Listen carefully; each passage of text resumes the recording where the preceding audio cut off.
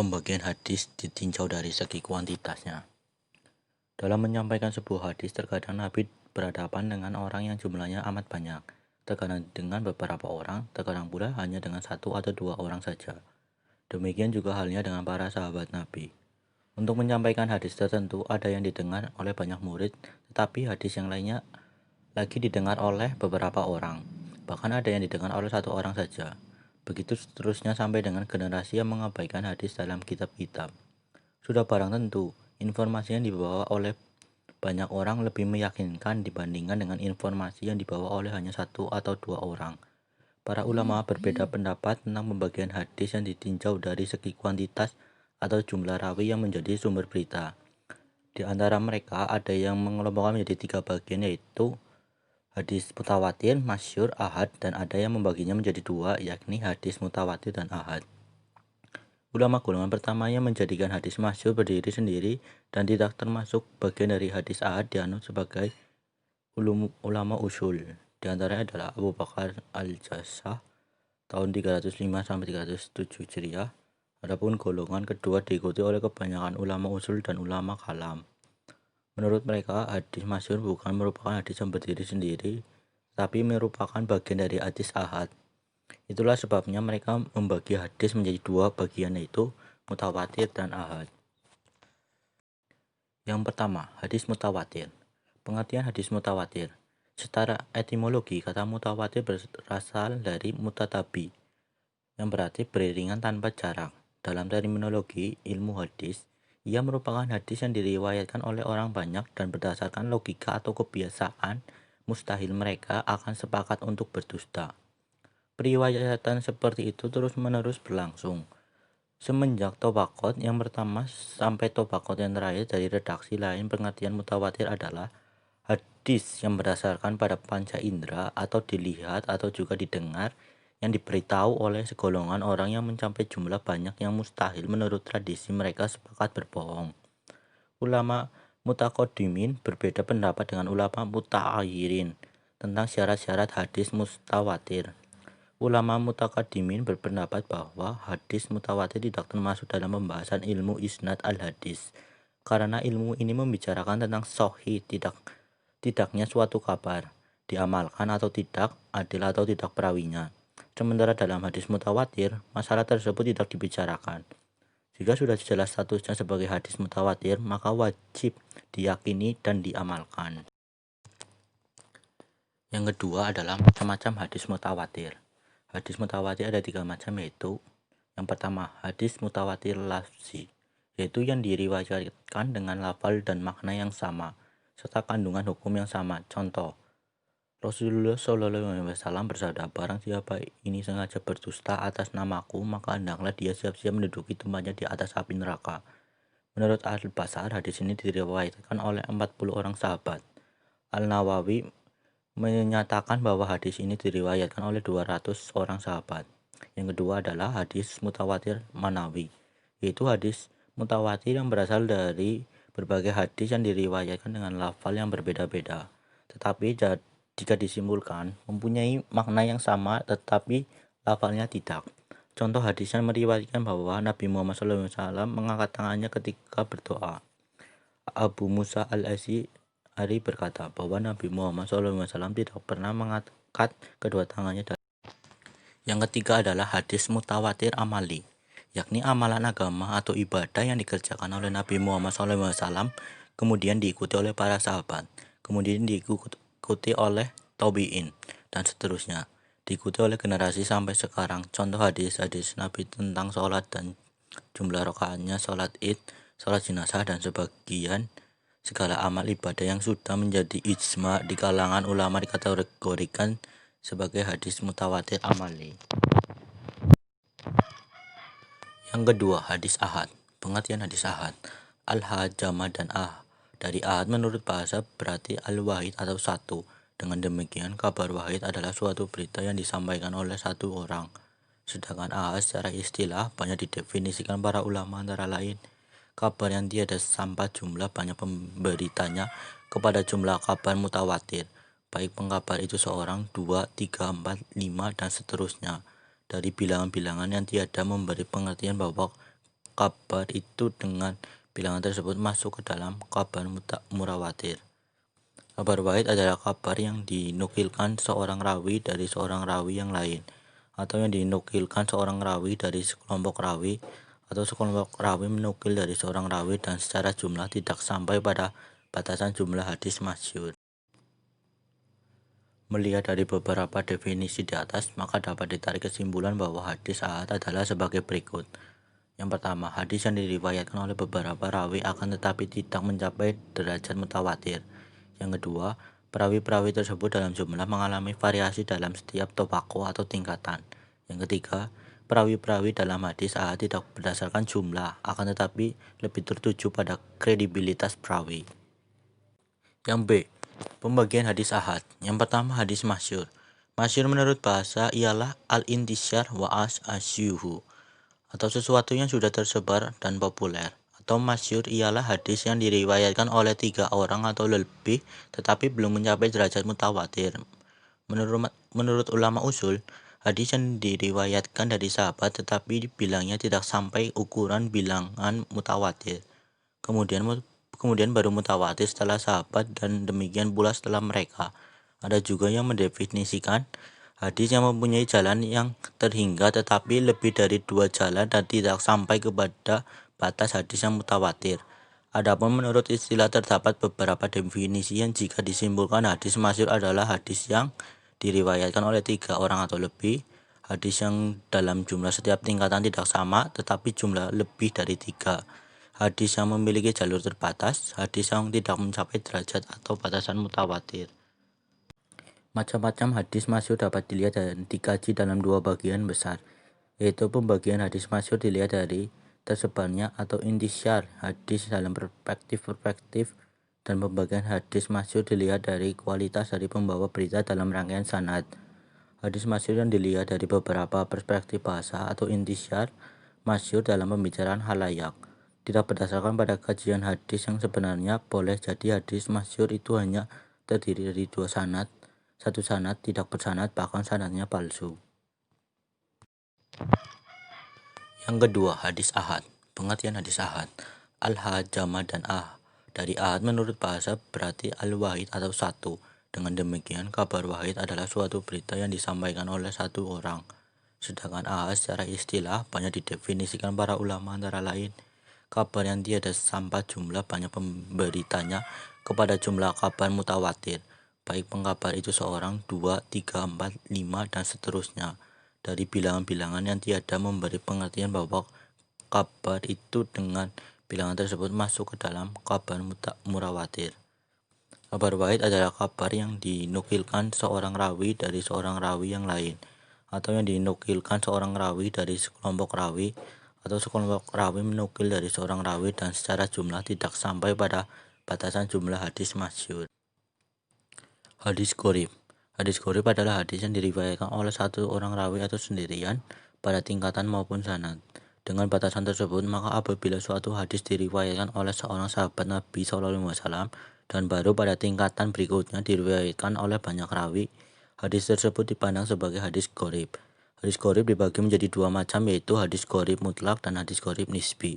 Hadis qorib mutlak adalah hadis yang garapannya atau perawi 1 orang terletak pada pokok sanad. Pokok sanad adalah ujung sanad, yaitu seorang sahabat. Contoh hadis dari qorib mutlak adalah kekerabatan dengan jelas merdeka. Hadis qorib. Hadis qorib adalah hadis yang diriwayatkan oleh 1 orang rawi atau sendirian pada tingkatan maupun sanad.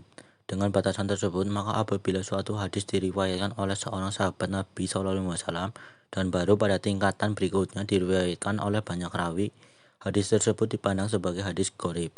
Hadis qorib dibagi menjadi 2 macam, yaitu hadis qorib mutlak dan hadis qorib nisbi.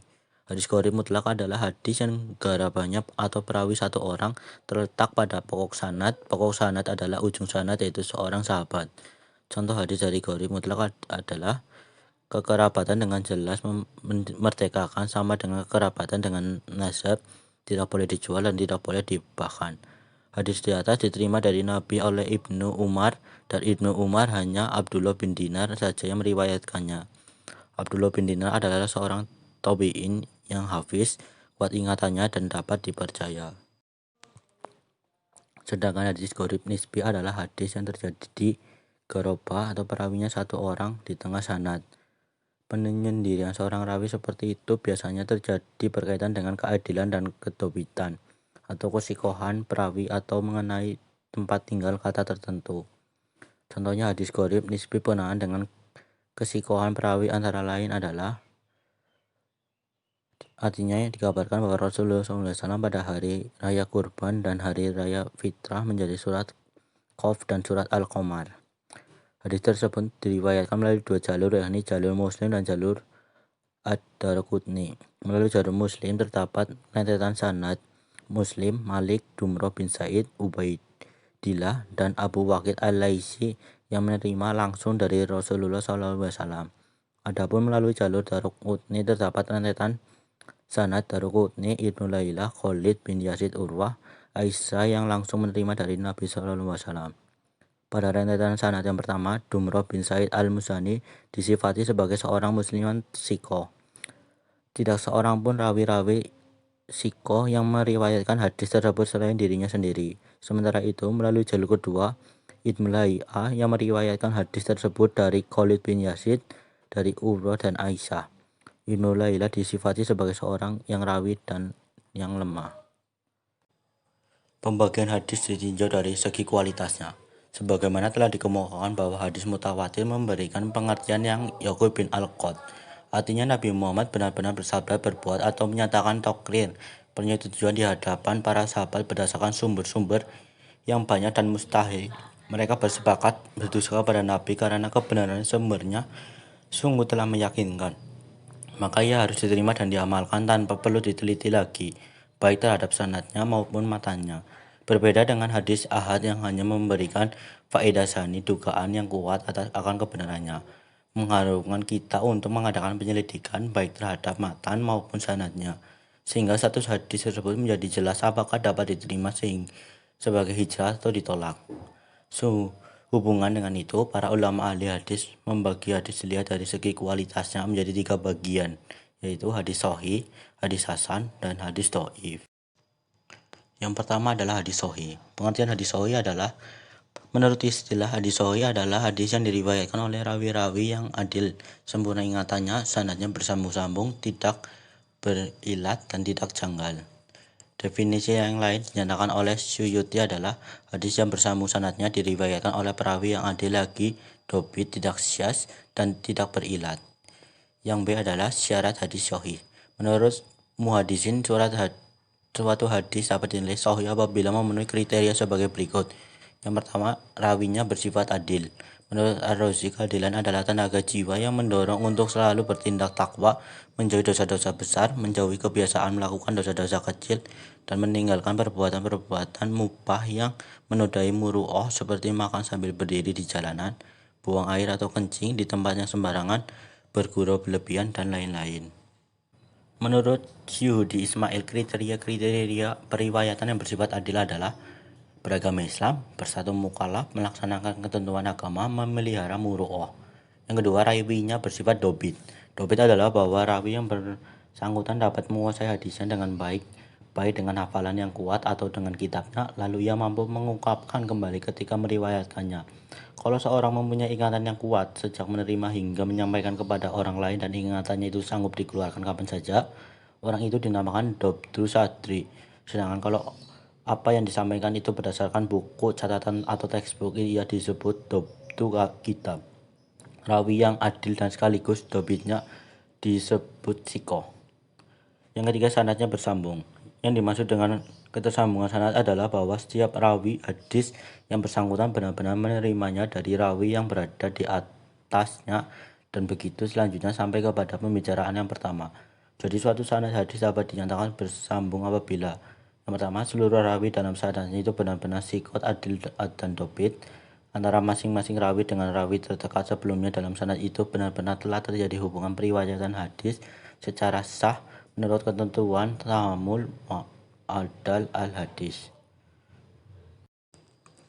Yang keempat, tidak berilat. Maksud bahwa hadis yang bersangkutan terbebas dari catatan kesahihannya, yakni hadis itu terbebas dari sifat samar-samar yang membuatnya cacat, meskipun tampak bahwa hadis itu tidak menunjukkan adanya cacat tersebut. Yang kelima adalah tidak syah atau janggal.